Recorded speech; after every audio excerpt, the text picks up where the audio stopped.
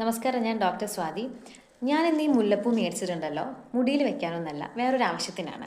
നമ്മൾ ഈ breast feed ചെയ്യുന്ന അമ്മമാർ പലപ്പോഴും ബ്രസ്റ്റ് ഫീഡിങ് സ്റ്റോപ്പ് ചെയ്യുന്നൊരു സമയത്ത് അനുഭവിക്കുന്നൊരു വലിയ പ്രശ്നമാണ് രണ്ട് ബ്രസ്റ്റിലും പാല് വന്ന് നിറഞ്ഞ് ഭയങ്കരമായിട്ട് വീർത്തത് പെയിൻഫുൾ ആകുന്ന ഒരു കണ്ടീഷൻ അല്ലേ. അപ്പോൾ ചില ആളുകളൊക്കെ ഡോക്ടറെ പോയി കാണും, മരുന്ന് കഴിക്കും, അങ്ങനെയൊക്കെ ബ്രസ്റ്റ് ഫീഡിങ് ആ പാലിൻ്റെ പ്രൊഡക്ഷനെ സ്റ്റോപ്പ് ചെയ്യും. പക്ഷെ നമുക്ക് വീട്ടിൽ തന്നെ വെച്ച് ചെയ്യാവുന്ന വളരെ എളുപ്പത്തിലുള്ള കാര്യം ഞാൻ പറഞ്ഞു തരുന്നത്. ഞാനത് ഇപ്പം ചെയ്യുന്നൊരു കാര്യമാണ്, അതുകൊണ്ടാണ് പറയുന്നത്. നമ്മൾ രണ്ട് ബ്രസ്റ്റിലും സൈഡിലെ ബ്രാക്കുള്ളിലും ഈ ചെറിയൊരു കഷ്ണം മുല്ലപ്പൂ വെക്കുക. ഒരു 2-3-4 ദിവസം അത് ചെയ്യണം.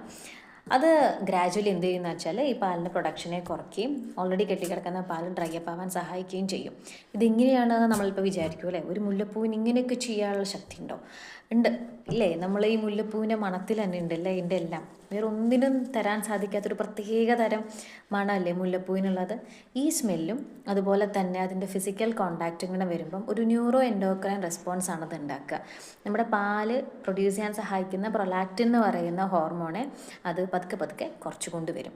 അങ്ങനെയാണ് അത് ഈയൊരു പാല് കുറയ്ക്കുന്നതിൽ സഹായിക്കുന്നത്. സത്യത്തിൽ മുല്ലപ്പൂ ഒരിക്കലും പാലുണ്ടാവാൻ സഹായിക്കുന്ന ഒന്നല്ല, പാല് കുറയ്ക്കാൻ സഹായിക്കുന്ന ഒന്നാണ്.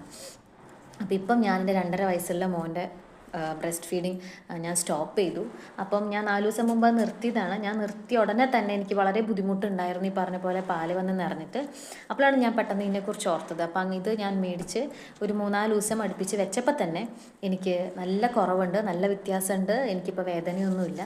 അപ്പം ഞാൻ വിചാരിച്ചു നിങ്ങളുടെ അറിവിലേക്കായിട്ടത് ഷെയർ ചെയ്യാമെന്നുള്ളത്. നിങ്ങൾക്കത് എപ്പോഴെങ്കിലും ഉപകാരപ്പെടും.